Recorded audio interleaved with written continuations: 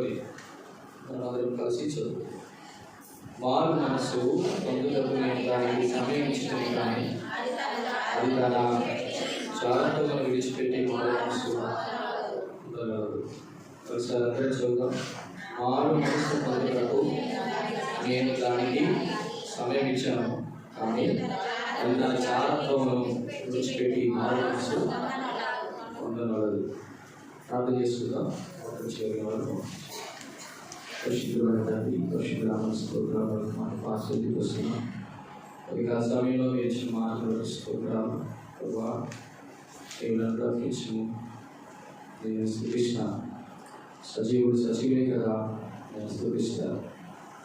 నేను లేకపోవడానికి కారణం కేవలం నా పాపం, నా అపరాధములు, నా విగ్రహములు, నా దోషములని ఖచ్చితంగా నేను ఒప్పుకొని తీరవలసింది.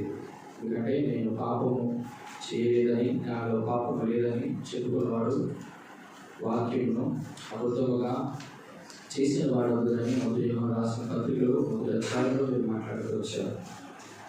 నిజంగా ప్రభా, నా పాపములు వచ్చి నేను బలహీనుడుగా మారిపోయినాను. ఆరోగ్యము ప్రభా నా శరీరం విడిచిపెట్టి వెళ్ళిపోయింది. మరణానికి నేను పాత్రుడు అయినను ప్రభా తండ్రి, నేను ఎవిడిగా పరిగణించటకు నేను అనార్హుడినని కృపచేత నన్ను బ్రతికించుకున్నాను. ప్రభా, నా సొంత కార్యముల ద్వారా నేను బ్రతికించబడతాను అనుకున్నాను.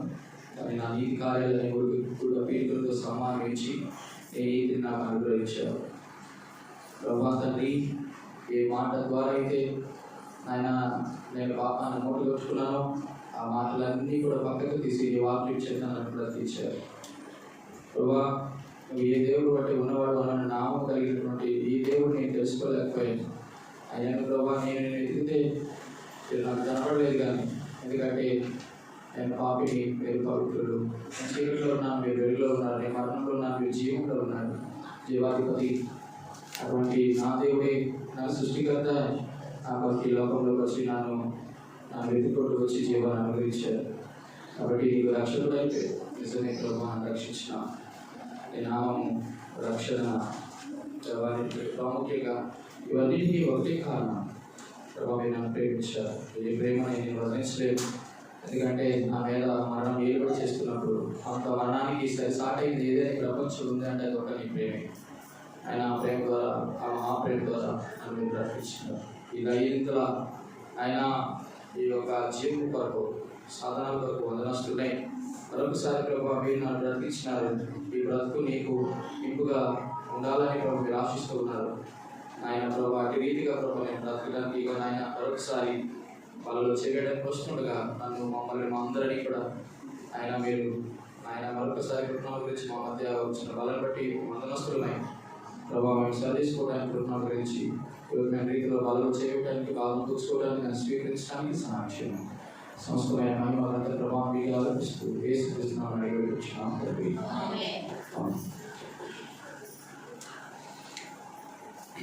ప్రకటన గ్రంథం 2వ అధ్యాయంలో 21వ వచనం చాలా భారభరితమైన మాట.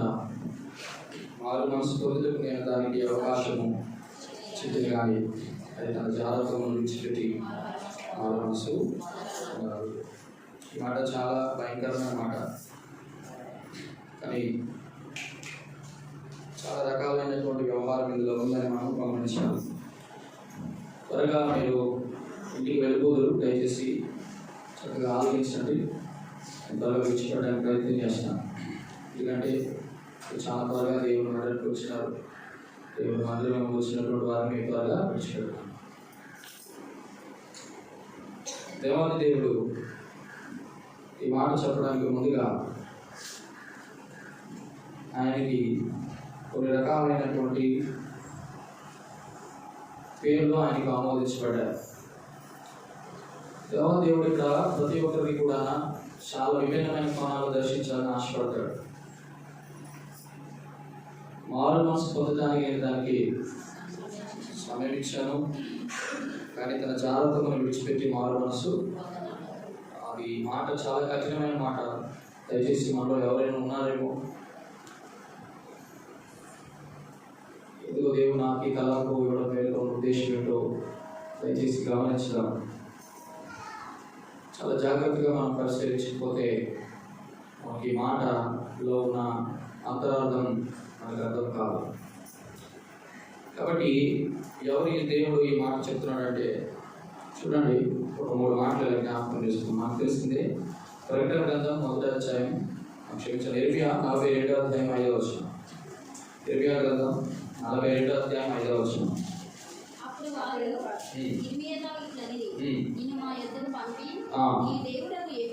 ఈ దేవుడకు యెహోవా సెలవిచ్చిన ఆ మాటలను బట్టి మరో మాట లేకుండా నీవు జరిగించిన యెహోవా మా మీద నమ్మకమైన యెహోవా మన మీద నమ్మకమైన సత్యసాక్షిగా ఉండునుగాక. జాగ్రత్తగా గమనించండి, దేవుడట నమ్మకమైన సత్యసాక్షిగా మన మీద ఉన్నాడట. మొదటి మాట. రెండవ మాట చూస్తాం, 1 పేతురు 4:19.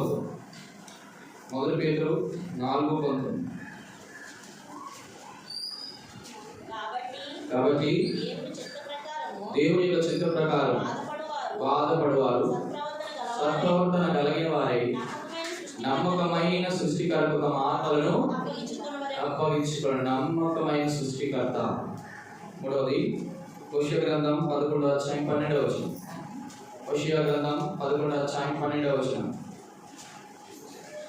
హోషేయ గ్రంథం అబద్ధములతో నన్ను ఆవరించి ఉన్నారు. ఇశ్రాయేలు వారు ఆవరించి ఉన్నారు. యూదావారు తిరుగుబాటు చేయుదురు. నమ్మకమైన పరిశుద్ధ దేవుని మీద తిరగబడుదురు. నమ్మకమైన పరిశుద్ధుడైన దేవుడు. 3 మాటలు గమనించాడు. మొదటిది నమ్మకమైన సత్య సాక్షి, రెండవది నమ్మకమైన సృష్టికర్త, నమ్మకమైన పరిశుద్ధుడైన దేవుడు. మన బలలోకి చేయడానికి ముందు ఈ 3 మాటలని మనం గమనిద్దాం. మారు మనసు పొందుటకు నేను దానికి సమయం ఇచ్చాను. ఎవరు ఇచ్చారంటే దేవుడే ఇచ్చాడు. ఈ దేవుడు ఎటువంటి వాడంటే నమ్మకమైన సత్య సాక్షి కలిగిన వాడు. దానికి మారు మనసు పొందడానికి సమయం ఇచ్చాడంట. కానీ తన చారత్వం బట్టి అది మారు మనసు. విచిత్రం ఏంటంటే దేవుడు ఎంత కనికర సంపన్నుడో. నమ్మకమైన సత్య సాక్షి అంటే అర్థం ఏంటంటే నీ గురించి ఏముందో ఉన్నది ఉన్నట్టుగా మాట్లాడే దేవుడు ఈ దేవుడు ఒక్కడే. నువ్వు ఏదైనా చేయి పర్వాలేదు అనేటువంటి కాంప్రమైజ్ అయినటువంటి దేవుడు కాదు. నీ స్థితి ఏంటో, నీ పరిస్థితి ఏంటో, నీ లోటుపాట్లు ఏంటో, నీ కొరతలు ఏంటో, నీ అవధులేంటో, నీ సరిహద్దులేంటో అన్నీ ఎరిగిన దేవుడు. కాబట్టి దేవుడు అంటున్నాడు, మారు మనసు పొందడానికి నీకు సమయం ఇస్తున్నాను, జాగ్రత్త. అంటే అర్థం ఏంటంటే దేవుడు ఎంత మంచివాడో, నమ్మకమైన సత్యసాక్షి. ఎందుకంటే ఇక్కడ అంటున్నాడు నీ చారత్వం బట్టి. ఏం సాక్ష్యం పలికినాడు? జాగ్రత్త. మన సాక్ష్యము ఇట్లా ఉండకూడదు.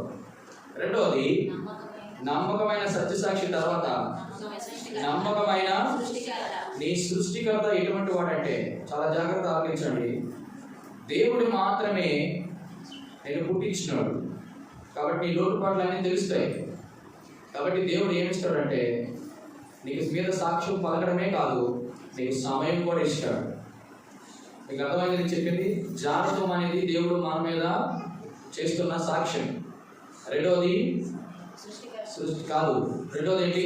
దేవుడు సమయం కూడా ఇస్తున్నాడు. ఎందుకో అరే నువ్వెవరు అబ్బాయి నాకు సమయం ఇవ్వడానికి అనడానికి లేదు. ఎందుకో మనకి సమయం ఇవ్వాలన్నా చెప్పండి, దేవాది దేవుడు ఇవ్వాలి అనగా మన సృష్టికర్తే మనకు ఈ టైం అయిపో తీసుకుపోతాడు. ఎందుకంటే పుట్టించినాడు కాబట్టి. అది దాని అర్థం. అర్థమవుతుందా? సమయం దేనితో లింక్ అప్ అయి ఉంటుంది. నీ యొక్క సమయం నీ టైం అయిపోగానే ఆయన సృష్టికర్త కాబట్టి నీ టైం ఇస్తాడు కొంత. ఇది 2. మూడవది నమ్మకమైన పరిశుద్ధత. ఇక్కడ అంటాడు మారు మనసు అనేది చాలా ప్రాముఖ్యం. ఇది పరిశుద్ధతకు సంబంధించింది. మారు మనసు అంటే మనసు మార్చుకోకపోతే, పాపము తీసుకోకపోతే చెప్పండి ఏం చేస్తాడు? విషయం ఏంటంటే దేవాది దేవుడు ఈ 3 విషయాల్లో చాలా ఖండితంగా ఉంటాడు. నీ మీద సాక్ష్యము పలకగలడు, రెండవది నీకు సమయము ఇవ్వగలడు, నిన్ను సరి చేయగలడు. అది దాని అర్థం. మన ట్రాక్ మారిపోకూడదు. మళ్ళీ 3 చెప్పండి మళ్ళీ. మన మీద సాక్ష్యము పలకగలడు. ఎందుకు సాక్ష్యం పలకగలడు? మామూలు సాక్ష్యం పలకడు, నమ్మకమైన సాక్ష్యం. మనది ఎలాగొందో అలాగే స్కాన్ చేసి చూపిస్తాడు. ఎందుకంటే ఆయన ముఖ కాంతిలో మన రహస్య పాపాలన్నీ కనబడుతుంది. అందుకే ఆయన నుంచి మనం ఎవరు తప్పించుకోలేము. రెండోది ఏంటంటే ఆయన సృష్టికర్త కాబట్టి మనకి సమయం కూడా ఇస్తాడు. మూడోది ఏంటి? నీ జాగ్రత్తను బట్టి నీకు మారు మనసు పొందనల్లదు. నానా నీకు సమయం అయిపోయింది, నీకు ఇంకోటి చేస్తాను, నీకు సరి చేస్తాను అవసరమైతే, అది నువ్వు తీసుకోవాలి. అర్థమైంది నేను చెప్పిన మాట. ఇప్పుడు 3 మాటలు చెప్తాం. ఏం చెప్పండి? మొదటిది, నీ మీద సాక్ష్యము పలుకుతాడు, నీకు సమయం ఇస్తాడు, నీకు సరే. చూడండి ఈ దేవుడు ఎంత గొప్పవాడంటే, ఏ దేవుడు అని ఉన్నాడుగా. దీన్ని ఏమంటానంటే చూడండి, మొట్టమొదటి మాట నేను ఎలా చెప్తానంటే, మొదటిది దేవాది దేవుడు నమ్మకమైన సత్య సాక్షి అయినటువంటి దేవుడు. 3 గుణాలు ఉన్నాయి. మొదటిది ఏం చేస్తాడంటే ఆయన అభినందిస్తాడు. మాట రాసుకున్నట్టే కదా, అభినందిస్తాడు. రెండోది ఏం చేస్తాడో తెలుసా? ఆరోపణ చేస్తాడు. రెండోది ఏం చేస్తాడు? ఆరోపణలు కూడా చేస్తాడు. మూడోది ఏంటో తెలుసా? అవసరమైతే నిన్ను ఆహ్వానిస్తాడు. మీకు అర్థమైంది నేను చెప్పిన మాట? ఆ 3 మాటలు ఈ మాటకి చాలా దగ్గర సంబంధం ఉంటుంది. చూడండి, ప్రకటన గ్రంథం 3వ అధ్యాయం 14 వచ్చిన మొదటి భాగం. లౌదీకీయలో ఉన్న సంఘపు దూతకి ఇలాగ రాయము, ఆమెను అనువాడును నమ్మకమైన సత్యసాక్షియు దేవుని సృష్టికి ఆదియే ఉన్నాడు. చూడండి, నమ్మకమైన సత్యసాక్షి అంట. నేను 3 విషయాలు ఇప్పుడు చెప్పాను కదా. ఈ నమ్మకమైన సత్యసాక్షి ఏం చేస్తానన్నాడు? మొదటిది అభినందిస్తాడు, ఆరోపణలు చేస్తాడు, అవసరమైతే ఆహ్వానం కూడా ఇస్తాడు. మొదటిది చూడండి ఎలా అభినందిస్తాడు. చూడండి మాట 15వ వచనం. ఎంత చక్కగా మాట్లాడతాడంటే, ఎంత బాగా మాట్లాడతాడు చెప్పండి. నీ క్రియలను నేను ఎరుగుదును. నీ క్రియలను ఎరగడం అంటే అర్థం ఏంటి? ఎవరు ఎరుగుతారు మన క్రియలు? మన పనులన్నీ ఎరిగే వ్యక్తి ఒకే ఒకడు. మన భార్య దగ్గరున్న, మన భర్త దగ్గరున్న, మన బిడ్డలు దగ్గరున్న చాలా విషయాలు మన రహస్యమైన క్రియలు అది ఎరగకపోవచ్చు గాక, కానీ దేవునికి మరుగైనది ఆయన కన్నులకి ఏ సృష్టిము కూడా మరుగైనది ఏది లేదట. అన్ని తేటగా కనబడతాయట. అంటాడు, నీ క్రియలను నేను ఎరుగుదును. అర్థమైనా? అమ్మో, ఆ మాట నా క్రియలు అంటే నేను చేసిన పనులన్నీ కూడా ఆయన ఎరుగుతాడట. కాబట్టి ఇక్కడ నువ్వు కూర్చున్నావు, మనమందరం ఇక్కడ కూర్చున్నాం. గత ఆదివారం నుంచి ఈ ఆదివారం వరకు మనం ఏ పనులు చేశామో, ఏ ప్రదేశాలకు వెళ్ళామో, ఏ పలుకులు మాట్లాడామో అన్నీ చూస్తున్నాడు. మరొకసారి చెప్పనా? మనము క్రియలు ఎరిగిన వాళ్ళట. మన చెప్పాలి మన పనులను, మన ప్రదేశములను, మన పలుకులను. మళ్ళీ అర్థం కాదు. మళ్ళీ ఒకసారి, మన పనులు, మన ప్రదేశాలు, మన పలుకులు అంటే మన మాటలు అన్నీ కూడా ఎరిగిన దేవుడు. ఒకవేళ ఈ 3 ఎరిగితే దేవుడు అంటాడు, నీ క్రియలో నీకు సూపర్ నాన్న, నువ్వు గత ఆదివారం నుంచి ఆదివారం మామూలు మాట్లాడలేదు, చితకొట్టిసావు. ఎలాగా?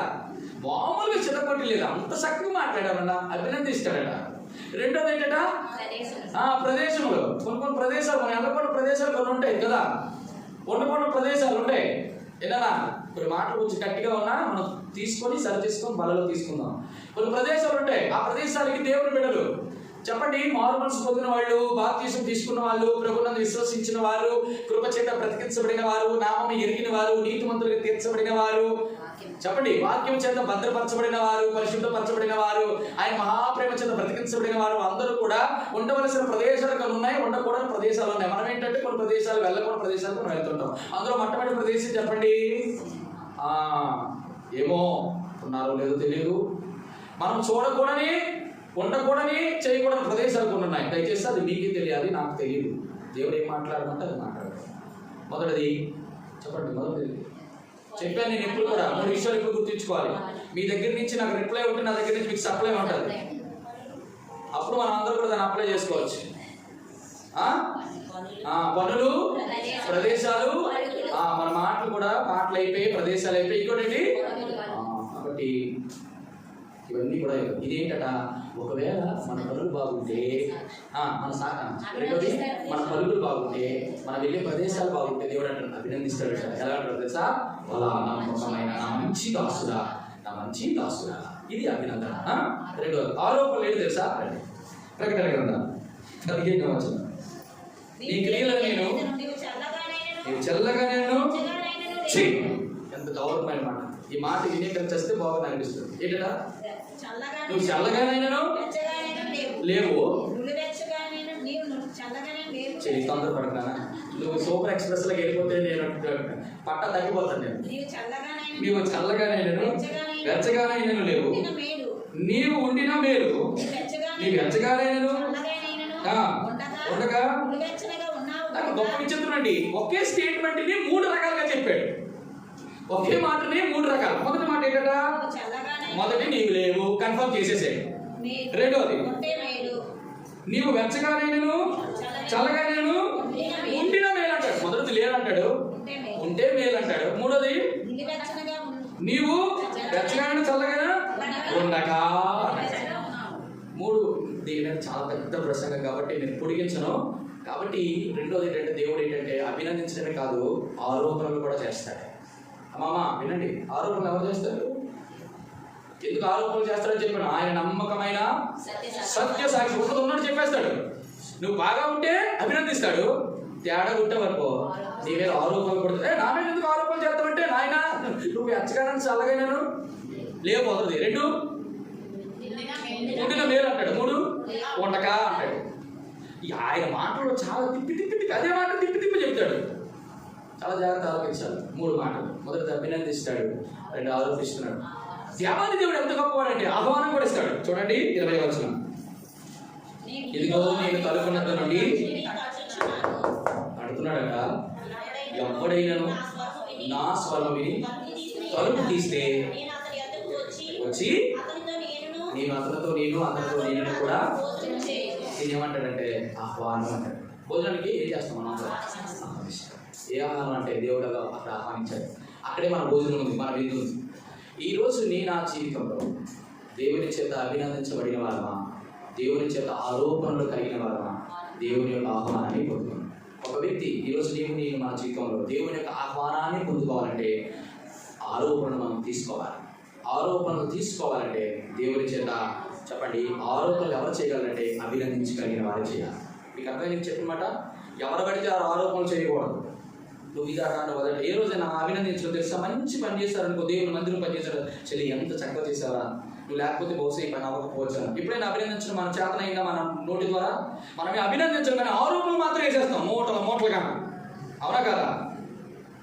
అభినందించేవారే ఆరోపణలు చేస్తారు, ఆరోపించిన వారే తిరిగి ఆహ్వానం. మన ప్రభువైన యేసుక్రీస్తు వారు అభినందించేవాడు, ఆరోపణ చేస్తాడు నీ నా పరిస్థితులు చూసి.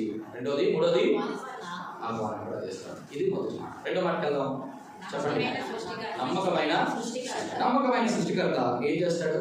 అక్కడ అంటాడు, నమ్మకమైన సృష్టికర్తకు మీరు మీ ఆత్మలను అప్పగించారు. నమ్మకమైన సృష్టికర్త చేసే 3 పనులు ఏంటో తెలుసా? ఇందాక 3 పనులు చెప్పారు. ఇప్పుడు ఈ వ్యక్తి ఏం చేస్తాడు? ఏ వ్యక్తినా? నమ్మకమైన సృష్టికర్త. మొట్టమొదటి ఎవరైనా దేవాది దేవుడు నిన్ను నన్ను పుట్టించినాడంటే మొట్టమొదటిగా చేసేది ఏంటో తెలుసా? నేను పట్టించుకుంటాడు. వినండి మాట. నీ దేవుడు నా దేవుడు. కొంతమంది తండ్రులు ఉంటారు కదా, తండ్రులే కదా, భౌతికమైన తండ్రులే కదా నీ నా పుట్టిక కారణం. కొంతమంది తల్లులే కదా నీ నా పుట్టిక కారణం. కానీ కొంతమంది ఏం చేస్తారు తెలుసా? పట్టించుకోరు. పోయానా ఆడ ఎలా పోతే ఏంటి. కానీ నీ దేవుడు నా దేవుడు పరమ తండ్రి, ఆయన పట్టించుకుంటాడు. చెప్పండి మరొకసారి. ఆయన పట్టించుకుంటాడు. పట్టించుకున్న తర్వాత ఏం చేస్తాడు తెలుసా? పట్టించుకున్న సమయంలో నేను పరీక్షిస్తూ ఉంటాడు. ఏం చేస్తాడు నాన్న? ఈ మాటలన్నీ కూడా చాలా జాగ్రత్తగా ఆలోచించాలి. పరీక్షించిన తర్వాత ఎక్సలెంట్గా ఆయన పరీక్ష నిలబడితే ప్రతిఫలం పడిస్తాడు. మీ డాడీ ఏం చేస్తారు తెలుసా? ఉదాహరణకి నేను అనుకుంటాను, 10th క్లాస్ నా కొడుకు రాస్తున్నాడు 10th క్లాస్ ఎగ్జామ్ ఈ ఇయర్. నేనేం చేస్తాను? ఫస్ట్ వాడు చదువులు పట్టించుకోవాలా లేదా? రెండోది ఏం చేస్తాను? వాడు ఎలా చదువుతున్నాడో పరీక్షించలేదా? పరీక్ష తర్వాతే ఎవరికైనా ప్రతిఫలం. నేను నన్ను బాగా చదువులు నీకు మంచి చదువుకుంటూ ఉంటాను ఏంటా ఏదో ఒకటి ఇవ్వాలి కదా ప్రతిఫలం. దేవాది దేవుడు కూడా నిన్ను నన్ను మనందరినీ కూడా మొట్టమొదట పుట్టించిన వాడు కాబట్టి నేను పట్టించుకుంటాడు, నేను పరీక్షిస్తాడు, నేను ప్రతిఫలం ఇస్తాడు. చాలామంది ప్రతిఫలాన్ని పొందకపోవడానికి కారణం ఏంటంటే మనమందరూ పరీక్షల్లో ఫెయిల్ అయిపోతున్నాం. మనందరం ఫెయిల్ అయిపోతున్నాం. ఈ పరీక్షల్లో ఫెయిల్ అవ్వడానికి ముందుగా దేవదేవుడు ఏం చేస్తాడు తెలుసా? ఆయన పట్టించుకుంటున్నాడు, చాలా బాగా పట్టించుకుంటున్నాడు. నేను ఎంతగా పట్టించుకుంటున్నాడంటే ఒకవేళ ఆయన పట్టించుకోకపోతే సజీవులే కదా. సియోను పాటలు సంతోషముగా పాడుచు సియోను. ఆయన పట్టించుకోలేదు అనుకో అంటే కాబట్టి చాలా జాగ్రత్త ఉండాలి. ఎవరి ఎంత గొప్ప అంటే నేను తండ్రి నన్ను ఏం పర్వాలేదు, దగ్గరగా నేను ఉన్నాను అని చెప్పి చక్కగా నేను పట్టించుకుంటాడు. రెండవది, ఆయన సృష్టికర్తకి మనము మన ఆత్మలను అప్పగించుకోవాలి. నేను ఎందుకు ఇంకా ఉపద్ఘాతంలో ఉన్నా అక్కడ నేను ఒక్క మాట చెప్తాను, ఈ మాట చెప్పలు గోల్డ్ ఉన్నాయి. మూడవది, ఆయన పరిశుద్ధుడైన దేవుడు. పరిశుద్ధుడైన దేవుడు ఏం చేస్తాడంటే, నమ్మకమైన పరిశుద్ధుల దేవుడు, ఆయనకి మూడు చాలా ప్రాముఖ్యం. పరిశుద్ధుడైన దేవుడు ఎప్పుడు కూడా, నేను ఎప్పుడు చెప్తుంటాను, చెప్పండి, దేవుడు ఒక వ్యక్తిని ఎలా పరిశుద్ధపరుస్తాడంటే నెగిటివ్ కోణంలో చెప్పండి, పాజిటివ్ కోణంలో. మీకు ఎప్పుడు బైబిల్ స్టడీ చెప్తుంటా 3 మాటలు. మొదటిది, కొడతాడు. ఎలా పరిశుద్ధపరుస్తాడు మనం చూడండి. కొడతాడు, వస్తాడు, అది లెక్క ఆయన లెక్క. దేంతో కొడతాడు? కర్రతో కొడతాడు. రెండోది, దేంతో? కట్టం అని సాధనాలు అడుగుతున్నాను. కర్ర చెప్పినప్పుడు మీరు ఖచ్చితంగా కట్టేది చెప్పాలి. మూడోది, కత్తిరిస్తాడు, కత్తిరితో. అవునా కదా? ఈ మూడు రకాలైన మనుషులకి ఉపయోగిస్తాడు. ఈ 3 సాధనాల్లో మనం ఏ సాధనంలో ఉన్నామో చూసుకోవాలి. బాగా గమనించాం. ఇవన్నీ అయిపోయిన తర్వాత 3 చేస్తాడు తెలుసా. మొదటిది కడుగుతాడు, కడతాడు. మూడోది కడుగుతాడు, కడతాడు, కట్టుతాడు. 3 విషయాలు. ఏంటి కడతాడు? గాయాలని కడతాడు. ఏం కడతాడు? పడిపోయిన పునాదులని కడతాడు. కడుగుతాడు ఎవరిని? మలినమైన జీవితాన్ని. కాబట్టి పరిశుద్ధులైన దేవుడికి మనం అప్పగించుకోవాలి. ఇప్పుడు వర్తమానం ఏంటి అంటే, మన పరిశుద్ధతని మనం ఎలా కాపాడుకుంటున్నాం, మన ఆత్మను మన సృష్టికర్తకి ఎలా అప్పగించుకుంటున్నాం. నమ్మకమైన సాక్షికి మన సాక్ష్యము నమ్మకమైన సత్యసాక్షి మన గురించి ఎటువంటి సాక్ష్యం పలుకుతున్నాడు. మీకు అర్థమైందా 3 మాటలు? మన దేవుడు నమ్మకమైన సత్యసాక్షి అయితే మన గురించి ఎటువంటి సాక్ష్యం పలుకుతున్నాడు. మన దేవుడు నమ్మకమైన సృష్టికర్త అయితే ఆ సృష్టికర్తకి ఆయన పెట్టిన దీపమైన ఆత్మను ఎలాగ మనం అప్పగించుకుంటున్నాం. మూడోది, ఆయన పరిశుద్ధ దేవుడైతే ఆ పరిశుద్ధిని మనం ఎలాగా కాపాడుకుంటున్నాం. 3 ప్రాముఖ్యంగా. ఇందులో నేను చెప్పదలుచుకున్న ఒకే ఒక మాట ఏంటంటే, ఆ 2 వదిలేద్దాం. నమ్మకమైన సత్యసాక్షి, రెండోది నమ్మకమైనటువంటి పరిశుద్ధ దేవుడు. ఎందుకంటే సమయం లేదు కాబట్టి నేను ఒక్క మాట చెప్పి నేను ముగిస్తాను. అదొక్కటి చాలు. మీకు ప్రారంభంలో ఉపద్ఘాతంలో అన్నీ కూడా 3 చెప్పని చెప్పాను. ఇప్పుడు నేను అడుగుతున్న మొట్టమొదటి మాట ఏంటంటే, చెప్పండి, మొట్టమొదటిది ఆయన నమ్మకమైన సత్యసాక్షి అయితే ఆయన 3 చెప్తాడన్నాను. ఏం చేస్తాడన్నాడు? మొదటిది అభినందన, ఆరోపణ, ఆహ్వానం. రెండవది నమ్మకమైన సృష్టికర్త అయితే ఏం చేస్తాడు? పట్టించుకుంటాడు, పరీక్షిస్తాడు, ప్రతిఫలం ఇస్తాడు. మూడవది ఆయన నమ్మకమైన పరిశుద్ధుడైతే కొడతాడు, పోస్తాడు, కత్తిరిస్తాడు. కాబట్టి ప్రియమైన వాళ్ళ ఈ 6-9 మన హృదయం ఉంచుకుంటే ఒకే ఒక మాట నేను జ్ఞాపకం చేస్తాను. రండి, 1 పేతురు రాసిన పత్రిక 1 పేతురు రాసిన పత్రిక 4:16-17-19 ఎవడైనను క్రైస్తవుడైనందుకు బాధ అనుభవించిన సిగ్గుపడక ఆ పేరును బట్టి దేవుని మహిమపరచవలెను. తీర్పు దేవుని ఇంటి యొద్ద ఆరంభం కాలం వస్తుంది. అది మన యొద్దనే ఆరంభమైంది. దేవుని సువార్తకు అవిధేయులైన వారి గతి ఏమో. మరియు నీతిమంతుడే రక్షింపబడ్డ దుర్లభమైతే భక్తిహీనుడు పాపి ఎక్కడ నిలుతాడు. కాబట్టి దేవుని చిత్త ప్రకారంగా బాధపడేవారు సత్ప్రవర్తన గలవారి నమ్మకమైన సృష్టికర్తకు తమ మన ఆత్మలను దేవునికి ఎలాగ అప్పగించుకుంటున్నాం. ఇది చాలా చాలా ప్రాముఖ్యం. ఇక్కడ ఏమంటారంటే అప్పగించుకోవడం అంటే everybody those who are sitting here should be accountable to the Lord Jesus Christ who is our creator. మన సృష్టికర్త అయిన దేవునికి మన ఆత్మలు ఎలాగ అప్పగించుకుంటున్నాం. అప్పగించుకోవడంలో దేవుడు ఉపయోగించినటువంటివి ఒక 5 ప్రాముఖ్యమైన విషయాలు మీకు ఇక్కడ జ్ఞాపకం చేస్తాను. మన ఆత్మని సృష్టికర్తకి ఎలాగ మనం అప్పగించుకోవాలి.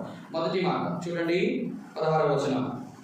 ఎవడైనా క్రైస్తవుడైనందుకు బాధని అనుభవించినలా చూడండి, మొదటిది సృష్టికర్త అయిన దేవునికి మనం అప్పగించుకోవడంలో బాగా గమనించండి, ఏం అనుభవించాలా? బాధను అనుభవించాలి. ఎవరి బాధ, ఎలాంటి బాధ అంటే చూడండి, ఇక్కడ ఒక మాట ప్రాముఖ్యంగా చెప్తాడు 19వ వచనం. కాబట్టి దేవుని చిత్త ప్రకారముగా బాధపడవు. అమ్మ, బాధపడడం అంటే అర్థం ఏంటంటే నీ మట్టుకు నువ్వు బాధలు తెచ్చుకుంటే దానికి దేవుడు రెస్పాన్సిబిలిటీ కాదు. దేవుడు దాన్ని బాధ్యతను తీసుకోడు. నువ్వు దేవుని చిత్త ప్రకారంగా నువ్వు బాధపడ్డావు అనుకో, దేవుడు ఆ విషయాన్ని హర్షిస్తాడు, అంతే, సంతోషిస్తాడు. నా కొరకు బాధపడింది. రెండవ మాట చూడండి, అనుభవించిన అతడు సిగ్గుపడక. ఎవరు? దేని బట్టి సిగ్గుపడ్డామో? ఎవడైనా క్రైస్తవుడైనందుకు ఆ బాధ అనుభవించినలా అతడు సిగ్గుపడక. చాలా మంది యేసుక్రీస్తు ప్రభువుని నమ్ముకున్న తర్వాత మనం క్రైస్తవులుగా చెప్పండి చలామణి అవుతున్నటువంటి వారు. నేను ఎప్పుడు చెప్తుంటాను, క్రైస్తవుడు అనేటువంటి వాడు ఎవరు అని అంటే విశ్వాసులు కాదు. విశ్వాసులు క్రైస్తవులు అనబడిన వారు అని అనలా. క్రైస్తవులు విశ్వాసులు కాదు. మీకు అర్థమవుతుందా? విశ్వాసులు క్రైస్తవులు కాదు, క్రైస్తవులు విశ్వాసులు కాదు. చెప్పండి మళ్ళీ. క్రైస్తవులు శిష్యులు కాదు, కానీ శిష్యులే క్రైస్తవులు. ఆ మాట గమనించాలి మీరు ఎప్పుడు కూడా. శిష్యుడు అంటే నేను ఎప్పుడు చెప్పాను కదా 3 మాటలు. చెప్పండి, మొదటిది విడిచిపెట్టిన వాడు శిష్యుడు, వెంబడించిన వాడు శిష్యుడు, వ్యయపరుచుకున్నవాడు శిష్యుడు. నేను ఇది చెప్తాను ఎప్పుడు కూడా, ఒకే మాట. మొదటి చెప్పండి, విడిచిపెట్టిన వాడు శిష్యుడు, వెంబడించిన వాడు శిష్యుడు, వ్యయపరుచుకున్న వాడు శిష్యుడు. వాడే క్రైస్తవుడు.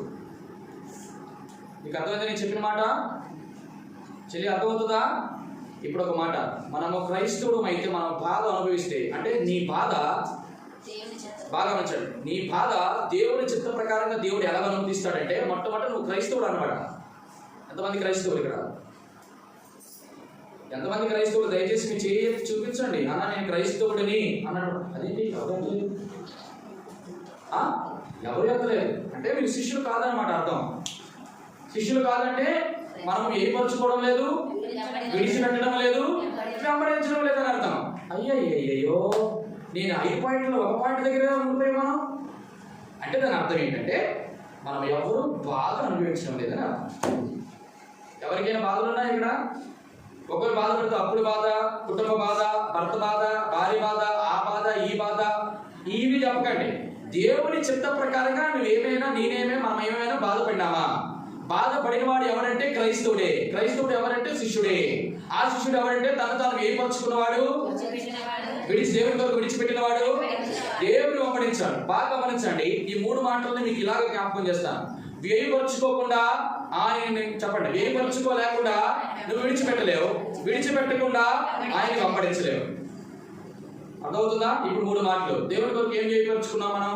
ఈ ఆదివారం నుంచి గత ఆదివారం నుంచి ఆదివారం వరకు వ్యయపరచుకోవడం అంటే అర్థం ఏంటి? నువ్వు ఉన్నది దేవుని కొరకు వ్యయపరచుకోవాలి. చెప్పండి, ఏమైనా వ్యయపరచుకున్నామా?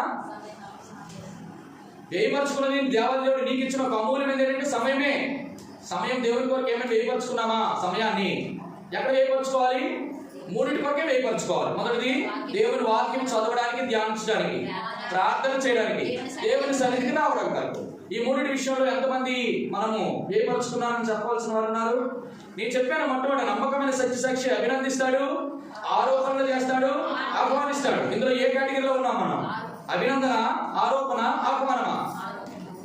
అభినందించిన వాడే ఆరోపిస్తాడు. బాగా గమనించండి, ఏమని అభినందిస్తారంటే మీ అందరూ క్రైస్తవులే అంటున్నాడు దేవుడు. ఎంత అభినందనం! కానీ అదేంటో విచిత్రం, క్రైస్తవులైన వాళ్ళు అందరూ కూడా శిష్యులు కాదు, శిష్యులైన వాళ్ళు మాత్రమే క్రైస్తవులు. శిష్యుడు అంటే వెంబడించేవాడు, విడిచిపెట్టేవాడు, ఏర్పరచుకున్నాడు. దేవుని కొరకు సమయం ఏర్పరచుకోకుండా, దేవుని వాక్యం కొరకు వేయపరచుకోకుండా, దేవుని మందిరానికి రావడానికి వేయపరచుకోకుండా, ప్రార్థన చేయడానికి వేయపరచుకోకపోతే నీవు శిష్యుడు కాదు. శిష్యుడు కాకపోతే నీవు క్రైస్తవుడు కాదు. క్రైస్తవుడు కాబట్టి దేవుని చిత్త ప్రకారమైనటువంటి బాధను నేను మనం అందరం అనుభవించలేదని లెక్క. అర్థమైంది నేను చెప్పిన మాట? అర్థమైందా? అన్ని బాధలు దేవునికి ఆరోపించకండి. ప్రభా, నీ కొరకు అన్నీ వేయపరుచుకున్నాను కదా, నీ కొరకే కదా అన్ని విడిచిపెట్టాను కదా, నీ కొరకు నీ గొర్రె పిల్ల ఎక్కడ వెళుతుందో వారి వెంట వెంబడిస్తున్నారు కదా, మరి నాకెందుకు? నేనంటాను, గుర్తుంచుకోనండి, చాలా చాలా ప్రాముఖ్యం. ఒక వ్యక్తి ఇలా వేయపరుచుకొని విడిచిపెట్టుకొని వెంబడిస్తే అతడు ఖచ్చితంగా గమనించండి, అక్కడ అంటాడు ఆ పేరును బట్టే. చెప్పండి, అక్కడ రాయబడితే వచ్చింది ఆ పేరును బట్టి. చదవండి అక్కడ, ఆ పేరును బట్టి దేవుని అంటే గమనించండి, ఈ ప్రపంచంలో దేవునికి మహిమ తీసుకొచ్చేటటువంటి ఒకే ఒక్క విషయం ఏంటంటే చెప్పండి, దేవుని చిత్త ప్రకారంగా నువ్వు బాధపడాలి. దేవుని చిత్తమైన బాధ నీకు రావడం లేదంటే నువ్వు శిష్యుడు కావాలని అర్థం. మొదటిది వేయపరచుకోవడం సమయం. 2 విడిచిపెట్టడం. ఏం విడిచిపెట్టావు నువ్వు? గత ఆదివారం నుంచి గత ఆదివారం నుంచి ఈ ఆదివారం వరకు దేవుని కొరకు ఏమైనా విడిచిపెట్టావా? ఏం విడిచిపెట్టావు చెప్పండి? ఒక 3 చెప్పండి. అలా ఒక 3 విడిచిపెట్టాను అన్నా. నేను ఈ 3 విడిచిపెట్టాను ఒకప్పుడు. అదే చెప్పరేంటి? ఎవరు విడిచిపెట్టాను? అన్ని విడిచిపెట్టావా? నాలో బోర్డు ఉన్నా విడిచిపెట్టడానికి. ఏదో ఒక్కటి చెప్పండి విడిచిపెట్టాల్సింది. ఏం కూడా అందరూ విడిచిపెట్టేశారా? అబ్బా, నాకు తెలిసి బైబిల్లో ఉన్నటువంటి వ్యక్తులు అందరికంటే అత్యంత పరిశుద్ధులు. నిజంగా చాలా చాలా గొప్ప. ఏం విడిచిపెట్టినావు నాన్న? అన్నిటికంటే విడిచిపెట్టవలసింది ఒకటేనండి. చెప్పండి. అన్నిటికంటే అద్భుతం విడిచిపెట్టవలసింది ఏంటంటే అది చెప్పలేంది. ఏమో అందరిలో అదే ఉందేమో. ఏం విడిచిపెట్టాలి? మందిరాన్ని విడిచిపెట్టాలి. ఏమి విడిచిపెట్టాలి? దేవుని కొరకు ఏమి విడిచిపెట్టాలి? నేను ఒక మాట చెప్తాను. ఎందుకు విడిచిపెట్టాలి? నీ దగ్గర ఏమైనా ఉందా అని అది ముందు చెప్పండి. లేదా అన్ని విడిచిపెట్టానంటే నిజంగా మీ అందరికీ నేను కృతజ్ఞుడిని. వాక్యము నీ విడిచిపెట్టండి అనే మాట కూడా నేను చెప్పక్కర్లేదు. నేను 3 సులభమైనవి చెప్పనా? మొదటిది విడిచిపెట్టవలసింది చాలా ప్రాముఖ్యం. పెట్టారు కోపమును విడిచిపెట్టడం. ఇది చాలా చాలా ప్రాముఖ్యం. అంటే ఇది ప్రభుకి ఎందుకంటే ఎందుకు నీ కోపం విడిచిపెట్టాలంటే కోపపడు కానీ పాపము అంటే అర్థం ఏంటి అంటే ఎంత ప్రాముఖ్యం అంటే కోపము. ఎంత కోపం అంటే ఆ మధ్యకాలంలో యేసుక్రీస్తు, ఆ మధ్యకాలం అంటే 2000 సంవత్సరాల క్రితం యేసుప్రభు మీద సమరయ్యకి వెళ్ళాల్సినటువంటి పరిస్థితి వస్తే వాళ్ళందరూ అడ్డీశారు యేసుప్రభు. అందులో అంటాడు జబదయి కుమారులు. ఎవరు జబదయి కుమారులు? ఎవరు? యాకోబు, యోహాను అంటాడు. అనియా ఒక మాట చెప్పని, ఆకాశం గురించి ఏరియా వాళ్ళు అగ్ని దింపి వీళ్ళందరినీ ఏం చేద్దాం వెళ్ళి వెంటనే వాళ్ళని చూసి సత్యం అవుతున్నాడు. ఎవరిని అంటే నేను ఇలా పలికాను దేవుడు గద్దించను అన్నాడు. అర్థమైందా? నేను చెప్పిన మాట గద్దించినాడు. యేసుక్రీస్తు ప్రభువు ఈ లోకానికి వచ్చింది వాళ్ళని రక్షించడానికి. పైనుంచి ఏలాగా అగ్ని దీపాన్ని పీల్చేసి కాల్చేసి మసి చేసేయడానికి కాదు. యేసుక్రీస్తు ప్రభువు వారి యొక్క విచిత్రమైన కదా, శిష్యులే అంతవరకు ఆయన ప్రేమ చూశారు, అన్ని చూశారు. కానీ అదేంటో నాకు తెలిసి 3.5 సంవత్సరాల తన యొక్క జీవితంలో యేసుక్రీస్తు ప్రభువు వారు కోపం పడినట్టు కానీ ఒక్క దగ్గర కూడా ఉందా లేదా? చెప్పండి. నేను కష్టం చేద్దాం. ఒక్క దేవుని మందిరం విషయంలో తప్ప ఏ విషయంలో కూడా ఆయన, ఎందుకంటే దేవుని మందిరం వ్యాపార ఇల్లుగా మార్చడానికి దేవుడు ప్రార్థనా మందిరం కూడా చాలా జాగ్రత్తగా ఉంటాను. కాబట్టి ఈ మాట నేను జ్ఞాపకం చేస్తున్నాను. ఏదైనా విడిచిపెట్టాలంటే మొట్టమొదటి కోపము విడిచిపెట్టడం అంటే దాని అర్థం ఏంటంటే ప్రతి మనిషి కూడా ఓర్పు సహనం కూడా. ఎందుకో విడిచిపెట్టామని నేను ఓర్పు సహనం అంటే నేను చెప్తాను. యేసుక్రీస్తు ప్రభువారు దేవునితో సమానముగా ఉండటం విడిచిపెట్టకూడని భాగ్యాన్ని దేవుడు విడిచిపెట్టాడు. అర్థమైందా? భాగ్యాన్నే దేవుడు విడిచిపెట్టాడు. మనది ఏంటండి? భాగ్యాన్ని దేవుడు విడిచిపెడితే మనం ఏం విడిచిపెట్టాలా? కోపాన్ని మనం విడిచిపెట్టాలి. కోపం ఎవరి మీద కోపడుతున్నావు? ఎవరి మీద కోపం ఉందో మనకి? కోపం ఉండడం అంటే అర్థం ఏంటంటే ఏ వ్యక్తి మీద కోపం ఉంటుందంటే 2 విషయాలు. మొదటిది క్షమించిన వాడి జీవితంలో ఉంటారు. 2 మరిచిపోయిన వాడి జీవితంలో ఉంటారు. నీకు అర్థమైంది చెప్పా? ఎవరైనా క్షమించలేని నీ జీవితంలో, చెప్పండి, మరిచిపోని నీ జీవితంలో ఎప్పటికీ కోపం నిలిచే ఉంటుందట. నేను అంటాను దేవుని యొక్క కోపం ఒకే ఒకరి మీద ఉంటుందట. అవిధేయుల మీద తన కోపాభివృద్ధి ఉంటుందట. ఇప్పుడు అవిధేయులు ఎవరంటే కోపపడద్దని దేవాదేవుడు చెప్తున్నాడు. ఓర్పును సహనం ధరించుకోమని చెప్తున్నాడు. అయినప్పటికీ కూడా మనకు తెలిసిన వారు అనగా మన విశ్వాసుల మీద కానీ సేవకుల మీద కానీ మనకు సంబంధించిన వారి మీద కానీ నీ కోపం ఎంతవరకు ఒకవేళ ఉంటే సూర్యుడు అస్తమించే వరకు ఉండు. అంతే, అక్కడితో మర్చిపోవాలి. నీ కోపము, నీ క్షమాపణ, రెండోది మరిచిపోకపోతే బలలో చేయడానికి నేను అర్హులు కాదు.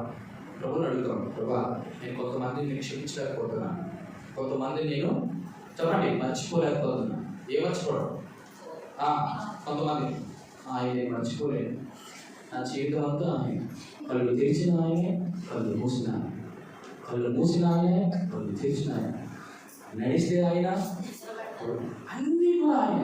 ఈ మరుపున కాదు అనేది ఇట్లాంటి మరుపు వద్దునాన్న. దేవుడికి కావాల్సింది ఏంటి? నీ సహోదరుల మీద, నీ సహోదరుని మీద ఎవరైనా. అందుకే నేను ఎప్పుడు చెప్తుంటా కదా, ఎవడైనా తన సహోదరుల మీద కోపపడేవాడు మహాసభకు లోనగును. మహాసభలు ఎవరు ఉంటారో తెలుసు కదా, 24 పెద్దలు ఉంటారు, పటాపట్ ఆడించేస్తారు తీసుకున్నారు. కాబట్టి ప్రేమ కదా, చాలా చక్కటి మాట. ప్రభా, నేను ఏదైతే విడిచిపెట్టుకోలేము, నేను కోపం ఉండే చెప్పాను, నీలో నాలో మన అందరిలో ఏవేవి ఉన్నాయో ఇతరుల పట్ల. నీ కోపమును బట్టి చాలా మంది మందిరానికి రాలేకపోతున్నారు. నీ కోపం బట్టి నీ భర్త మారు మనసు పొందలేకపోతున్నారు. మన కోపమును బట్టి మనం దేవుని మందిరానికి ఎవరిని నడిపించలేకపోతున్నాం. మన కోపాల బట్టి, మన ఓర్పు లేక, మన అసహనాలను బట్టి దేవాది దేవునికి మన సమీపస్తులుగా చేయలేకపోతున్నాము.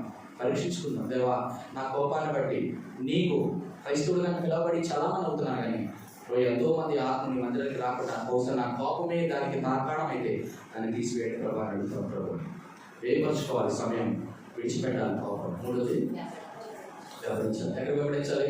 నువ్వు ఎక్కడికి వెళ్ళి నేను వచ్చేస్తాను. ఎక్కడికి వెళ్దాం? అన్నేమో ఎక్కడికి వెళ్తాడు? ఏ అన్నా మన పెద్దన్న ఎవరు? మన పెద్దన్న యేసు ప్రభు వారు. ఆయన సహోదరుడు జ్యేష్ఠుడు. మీరు ఆయన ఇక్కడికి వెళ్తాడు. ఇది అన్న, అక్కడ మామ, వాడు మామ. వాడు మీకు 100 సార్లు చెప్పాను, అన్నం తీసుకొచ్చి మామలో కలపకండి. మన ప్రభు యేసుక్రీస్తు వారు మన పెద్దన్న, ఆయన జ్యేష్ఠుడు, సహోదరుడు మనకి. ఆయన ఎక్కడికి వెళ్తే ఏమంటారు అంటారు? అయ్యా, చాలా మంది అన్నారు, బోధకుడా నువ్వు ఎక్కడ కాపురం ఉన్నావు అడిగితే యేసు ప్రభు చెప్పి ఒకే ఒక మాట, వచ్చి చూడండి. ఎందుకు వచ్చి చూడాలి? వెంబడిస్తే తెలుస్తుంది ఆయన ఎక్కడ ఉంటాడు. ఎందుకు ఆయన ఎక్కడ ఉంటాడో? ఆయన ఎక్కడ ఉంటాడు? ఆయన ఉండేటువంటి స్థలం ఒకే ఒకటి, నీ హృదయంలో ఉంటాడు. ఇప్పుడు దాని అర్థం ఏంటో చెప్పండి. వెంబడించిన వాడు అంటే అర్థం ఏంటి? ఆయనకి స్థలం ఇచ్చినటువంటి వారే ఆయన వెంబడించినారు. నువ్వు ఆయన నీలో ఉంటే నీలో ఆయన ఉన్నట్టే కదా అర్థం. ఎవడు నా యందు నిలిచి ఉన్నాడుగా, నేను వాని యందు నిలిచి ఉన్న తర్వాత వానికి ఏది ఇష్టమో అది మాట. దేవుడికి మనం స్థలం ఇవ్వడం అంటే అర్థం ఏంటంటే ఆయనకు ఉండేటువంటి స్థానాన్ని నేను కల్పించాలి. స్థలం ఇవ్వడం అంటే నేను మాట చెప్తాను. మన హృదయాల్లో చాలా మందికి స్థలాలు ఇస్తాం. బాగా గమనించండి, మన హృదయాల్లో చాలా మందికి స్థలాలు ఇస్తాం. సాధారణంగా మనుషులు 3 వాటిలో స్థలం ఇస్తాడు. మొదటిది నిద్ర, 3 తిండి, 3 మొదటిది తిండి, 2 నిద్ర, 3 చెప్పండి. ఇప్పుడు అదే చెప్పండి. శరీరానికి సంబంధించి చెప్పండి. తిండి, నిద్ర, ఇంకొకటి చెప్పండి. ఎవరైనా చెప్పండి. దేనికండి ఇస్తాం? మనకి సింపుల్, మనం ఎన్నిసార్లు చెప్తుంటాం కదా, దాని మనకి చెప్తాం కదా మనుషులందరికీ.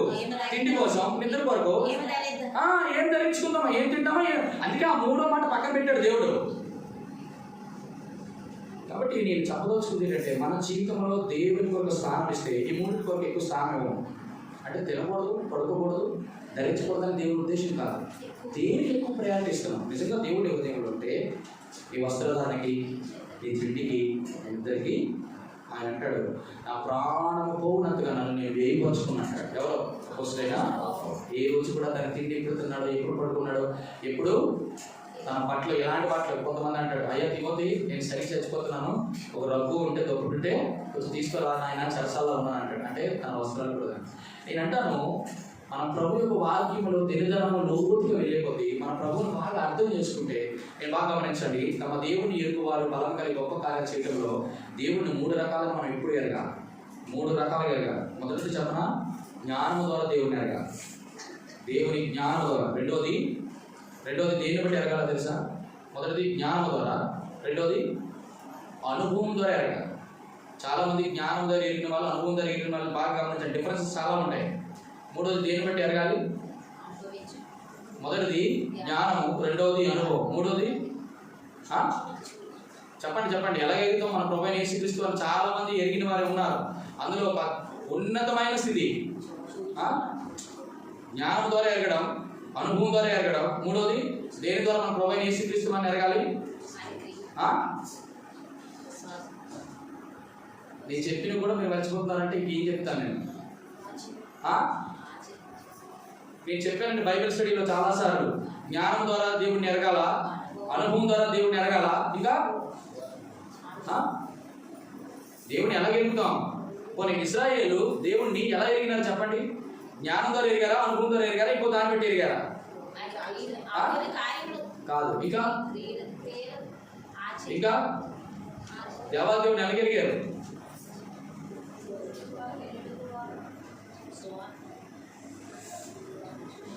ఆయన సన్నిధి తోడుగా వెళ్ళటం ద్వారా ఎరిగారు. ఆయన సన్నిధి లేకపోతే ఏం లేదు. ఈ క్రియలు పక్కన, అద్భుతాలు పక్కన పెట్టండి. యేసు క్రీస్తు ప్రభువారి యొక్క ఆ సన్నిధి ఆయన తోడుగా లేకపోతే దేవుని వాళ్ళు ఎరిగేవారు కాదు. ఇప్పుడు నేను అంటాను, దేవుని సన్నిధిని అనుభవిస్తున్నాం, దేవుని అనుభవం కలిగి ఉన్నాం, దేవుని జ్ఞానం కలిగి ఉన్నాం. ఒకవేళ నేను దేవుడిని ఎరిగిన వారమైతే ఖచ్చితంగా ఆయన్ని వెంబడిస్తాం. కాబట్టి ప్రియమైన వాళ్ళ 3 మాటలు ఇట్లా చూసినాం. మొదటి ఏర్పరచుకోవాలి, సమయాన్ని విడిచిపెట్టాలి. అది కోపమే కానివ్వండి, అది అపవిత్రత కానివ్వండి, జాగ్రత్తమే కానివ్వండి, దేవునికి అసహ్యకార్యమైన కార్యాలే కానివ్వండి, వాటిని విడిచిపెట్టాలి. 3వది వెంబడించాలి. ఎక్కడ వెంబడించాలి? ఎక్కడికి వెంబడించాలి? ఒక వెంబడిస్తే ఆయన ఎక్కడికి తీసుకెళ్తారు? ఒక వెంబడిస్తే ఆయన కణానికి తీసుకెళ్తాడు, పరలోక రాజ్యాన్ని తీసుకెళ్తాడు. పరలోక రాజ్యానికి వెంబడించేటట్టు వారు ఎన్ని కష్టాలు, ఎన్ని బాధలు. అందుకంటాడు, నువ్వు క్రైస్తవుడు అయినందుకు బాధ అనుభవించడం సిగ్గుపడడం వలన దేవునికి వెళ్ళాల్సిన మహిమ రాదు. మనం దేవునికి మహిమను ఇవ్వడం లేదంటే దేవుని చిత్త ప్రకారమైనటువంటి బాధ మనం అనుభవించడం లేదు. ఎవరు అనుభవిస్తారంటే క్రైస్తవులే అనుభవిస్తారు. ఎవరు క్రైస్తవులు అంటే శిష్యులే క్రైస్తవులు. శిష్యులు ఎవరంటే వేయపరుచుకున్న వారే, విడిచిపెట్టేవారే, వెంబడించేవారే. మన జీవితంలో నేను మనం అందరం కూడా మనం దేవుని మహిమపరచుకోకపోతే ఈ రోజు వరకు ప్రభా నేను వేయపరచుకోలేకపోయాను, విడిచిపెట్టలేకపోయాను, వెంబడించే రీతిగా నేను వెంబడించలేకపోయాను, దయచేసి ప్రభా నన్ను క్షమించండి. నీ చిత్త ప్రకారంగా ఏ బాధ ఉన్నా కూడా ప్రభా నేను బాధ అనుభవించడానికి సిద్ధంగా ఉన్నాను. అట్లా నన్ను బాధపరచడం ద్వారా మీరు నీ చిత్త ప్రకారం మీరు మహిమను ఆరోపిస్తున్నాను, మీకు మహిమ వస్తుందంటే ఖచ్చితంగా దానికి నేను సిద్ధపడి ఉంటాను ప్రభా అంటే నేను ప్రభు దగ్గరికి ఒప్పందం తీసుకొని ఆయన ఇచ్చినటువంటి అభినందన తీసుకుందాం, ఆయన ఇచ్చినటువంటి ఆరోపణలు స్వీకరిద్దాం, ఆయన ఆహ్వానాన్ని స్వీకరించి వాళ్ళలో రీతిలో చేయగలుగుతాం. దేవుడి మాట దీవించి ఆశీర్వదించుకున్నాక రండి సేవకులు.